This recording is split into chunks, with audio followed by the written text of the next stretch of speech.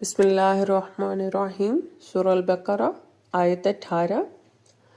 سم بکم عمی فہم لا یرجعون، یہ بہرے ہیں، گونگے ہیں، اندھے ہیں اور اب یہ لوٹنے والے نہیں ہیں۔ آیت 19۔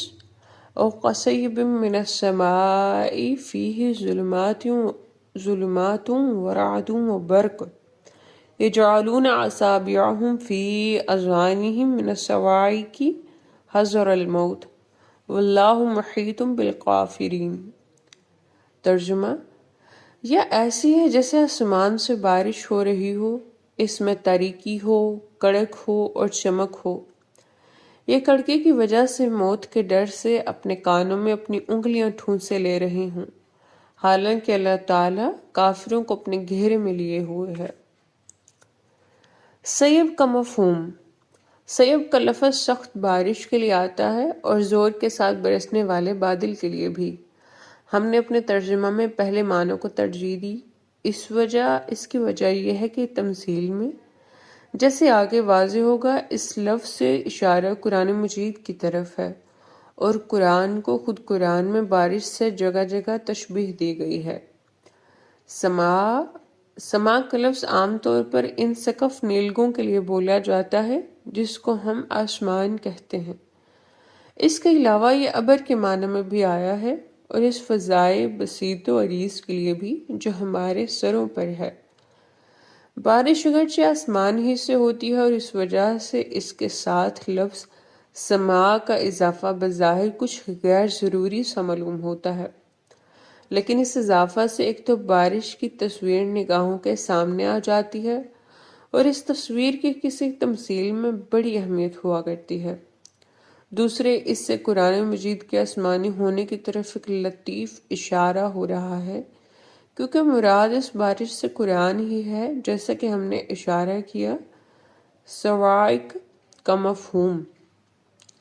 صواعق صاعقہ کی جمع ہے، اس کے معنی گرج اور کڑک کے بھی ہیں، اور اس بجلی کے لیے بھی یہ لفظ بولا جاتا ہے جو کڑک کے ساتھ گرتی ہے۔ یہ تمثیل ایک ایسے قافلہ کی ہے جو رات کی تاریکی میں بارش میں گر گیا، گھٹا ٹوپ اندھیرا ہے، بارش زوروں کی ہو رہی ہے، بارش کے ساتھ کڑک اور چمک بھی ہے۔ قافلے والوں کا حال یہ ہے کہ جب کڑکا ہوتا ہے تو مارے خوف کے کانوں میں انگلیاں دے لیتے ہیں، جب بجلی گونجتی ہے تو اس کی روشنی میں چند قدم چل لیتے ہیں، جب غائب ہو جاتی ہے تو کھڑے ہو جاتے ہیں۔ یہ تمثیل یہود کے اس دوسرے گروہ کی تصویر ہے جس کا ذکر وَمِنَ النَّاسِ سے شروع ہوتا ہے۔ اس میں بارش سے اشارہ قرآن مجید کی طرف ہے، ظلمات سے اشارہ ان مشکلات راہ کی طرف ہے جن سے قرآن کی دعوت قبول کرنے والوں کو لازماً دوچار ہونا پڑتا ہے۔ رعد و برق سے مراد قرآن کی وہ دھمکیاں اور وعیدیں ہیں جو قرآن اپنے جھٹلانے والوں کو سنا رہا تھا اور جن کی زد خاص طور پر یہود پر پڑ رہی تھی۔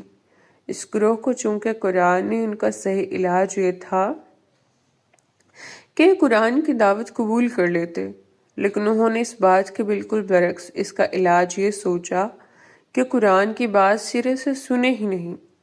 اس صورتحال کو تمثیل اس طرح مصور کر رہی ہے کہ یہ لوگ موت کے ڈر سے اپنے کانوں میں انگلیاں ٹھونسے لے رہے ہیں۔ ظاہر ہے کہ یہ تدبیر ایک احمقانہ تدبیر ہے۔ اگر بجلی گرنا چاہتی ہے تو اس سے بچاؤ کہ یہ تدبیر کیا کارگر ہو سکتی ہے کہ آپ کانوں میں انگلیاں ٹھونس لیں۔ یہ تو بالکل ایسی ہی بات ہے کہ ایک شخص شیر کو دیکھے کہ وہ اس پر حملہ کیا چاہتا ہے لیکن وہ اپنی آنکھیں بند کر لے۔ کسی کے اس طرح آنکھ بند کر لینے سے یہ تو ہونے سے رہا ہے کہ شیر حملہ کرنے سے باز آ جائے، البتہ یہ ہوگا کہ اس کو شیر کا حملہ نظر نہیں آئے گا۔ اسی طرح قرآن مجید کی وعیدوں اور دھمکیوں کا یہ علاج کہ وہ سنی نہ جائیں ایک احمقانہ علاج ہے۔ اس سے ان کی واقعیت میں تو کوئی فرق پیدا نہیں ہوگا، البتہ اگر ہوگا تو یہ ہوگا کہ اس وقت واقع ہوں گی جب آدمی ان سے بالکل غافل ہوگا۔ شتم مرغ کے متعلق مشہور ہے کہ جب وہ طوفان کا خطرہ محسوس کرتا ہے تو اپنا سر ریت میں چھپا لیتا ہے، کسی حقیقت سے فرار کے لیے یہود کے اس گروہ کی یہ پالیسی بھی شیطان مرکی پالیسی سے کچھ مختلف نہ تھی۔ آیت نمبر 20، یقاد البرق یخطف ابصارهم کلما اضاء لهم مشوا فیہ واذا اظلم علیہم قاموا ولو شاء اللہ لذہب بسمعہم وابصارہم ان اللہ علی کل شیء قدیر۔ ترجمہ، بجلی کی چمک ان کی آنکھوں کو خیرہ کیے دے رہی ہو، جب بجلی چمک جاتی ہو تو یہ چل پڑتے ہوں، اور جب ان پر اندھیرا چھا جاتا ہو تو رک جاتے ہوں۔ اگر اللہ تعالیٰ چاہتا تو ان کے کان اور آنکھوں کو سلب کر لیتا۔ اللہ تعالیٰ ہر چیز پر قادر ہے۔ جب بجلی چمکتی ہے تو چند قدم چلتے ہیں، جب غائب ہو جاتی ہے تو کھڑے ہو جاتے ہیں۔ یہ ان کے اس حیرانی و پریشانی کی تصویر ہے جس میں قرآن مجید کے نزول کے بعد وہ مبتلا ہو گئے تھے۔ ان کی سمجھ میں کچھ نہیں آ رہا تھا کہ وہ قرآن کا مقابلہ کس طرح کریں۔ اس کی چمک اور دمک نگاہوں کو خیرہ کر دینے والی تھی، اور اس کی برق خاطف سے ان کے لیے بچنا ممکن نہیں رہ گیا تھا۔ وہ حیران تھے کہ کیا کریں۔ اس حیرانی کی حالت میں اگر کوئی بات بنتی نظر آتی تھی تو بنانے کی کوشش کرتے تھے، لیکن کسی حقیقت کا مقابلہ محض سخن سازی سے زیادہ دیر تک ممکن نہیں ہے۔ اس وجہ سے جب بنائی ہوئی بات بگڑ جاتی ہے تو پھر حیران و درماندہ ہو کر بغلے جھانکنے لگتے ہیں۔ چنانچہ اوپر ذکر ہوا کہ مسلمانوں کو چکمہ دینے کے لیے یہ کہتے تھے کہ تم خدا اور آخرت پر ایمان کے مدعی ہو، تو خدا اور آخرت پر تو ہم بھی ایمان رکھتے ہیں۔ لیکن جب اس پر یہ گرفت ہو جاتی ہے کہ اگر ایمان کا دعویٰ ہے تو سیدھے مسلمانوں کی طرح ایمان کیوں نہیں لاتے، تو پھر وہ مجبور ہو کر مسلمانوں کے خلاف زہر اگلنے اور ان کو گالیاں دینے لگتے۔ آیت 21، یا ایھا الناس اعبدوا ربکم الذی خلقکم والذین من قبلکم لعلکم تتقون۔ ترجمہ، اے لوگو عبادت کرو اپنے اس خدا کی جس نے تم کو پیدا کیا اور ان کو بھی جو تم سے پہلے گزرے ہیں، تاکہ دوزخ کی آگ سے محفوظ رہو۔ یا ایھا الناس کا خطاب مشرکین سے یا ایھا الناس سے خطاب اگرچہ بظاہر عام ہے، لیکن یہاں مخاطب جس کے اوپر گزرا خاص طور پر مشرکین عرب ہیں۔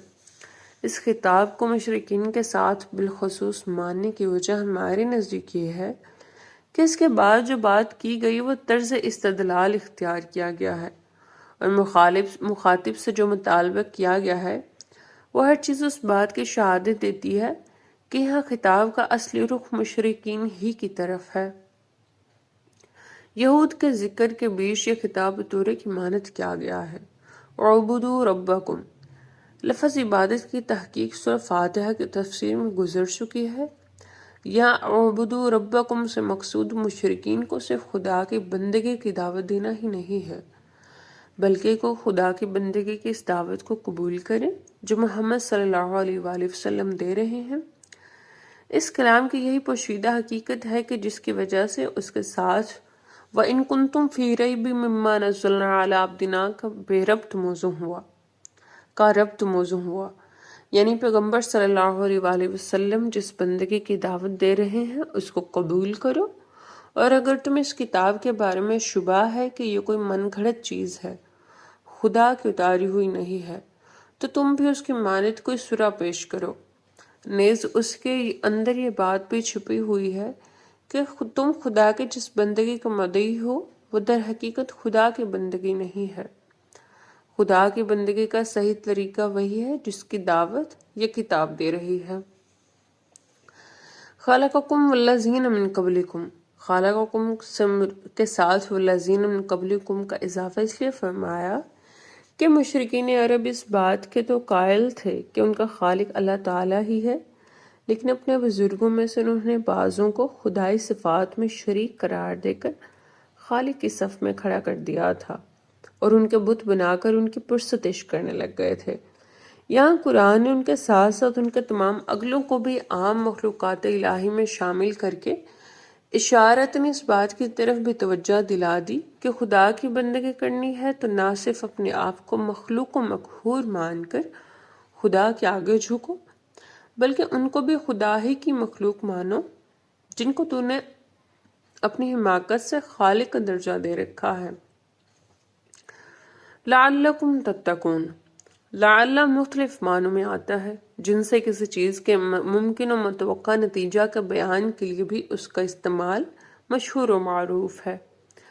ہم نے اس کو اسی معنی میں یہاں لیا ہے، اور جس سیاق میں یہ لفظ استعمال ہوا ہے ہمارے نزدیک اس کے یہی معنی صحیح ہیں۔ تتقون کے یہاں دو معنی ہو سکتے ہیں، ایک یہ کہ تم تقوی حاصل کرو، اور دوسرا یہ کہ تم خدا کے غضب اور اس کے عذاب سے بچو۔ یہاں دونوں معنوں کے صحیح ہونے کا امکان ہے، لیکن ہم نے دوسرے معنوں کو ترجیح دی۔ اس صورت میں اس کا مفعول کو محذوف ماننا پڑے گا۔ اس محذوف کو قرآن نے اس کے بعد والی آیت میں خود کھول کر بیان کیا ہے، فرمایا ہے فَاتَّقُوا النَّارَ الَّتِي وَقُودُهَا النَّاسُ وَالْحِجَارَةُ، بس اس آگ سے بچو جس کا ایندھن آدمی اور پتھر بنیں گے۔ آیت 22 الَّذِي جَعَلَ لَكُمُ الْأَرْضَ فِرَاشًا وَالسَّمَاءَ بِنَاءً وَأَنزَلَ مِنَ السَّمَاءِ مَاءً فَأَخْرَجَ بِهِ مِنَ الثَّمَرَاتِ رِزْقًا لَكُمْ فَلَا تَجْعَلُوا لِلَّهِ أَندَادًا وَأَنْتُمْ تَعْلَمُونَ، اس کی بندگی جس نے تمہارے لیے زمین کو چھونا اور آسمان کو چھت بنایا اور اتارا آسمان سے پانی اور اس سے پیدا کیے پھل تمہاری روزی کے لیے، تو تم اللہ تعالیٰ کے ساتھ کسی کو شریک نہ ٹھہراؤ، درا حالانکہ تم جانتے ہو۔ فَلَا تَجْعَلُوا لِلَّهِ أَندَادًا وَأَنْتُمْ تَعْلَمُونَ، انداد ند کی جمع ہے جس کے معنی ہمسر، ہم پایا، مد مقابل مشابہ اور کفو کے ہیں۔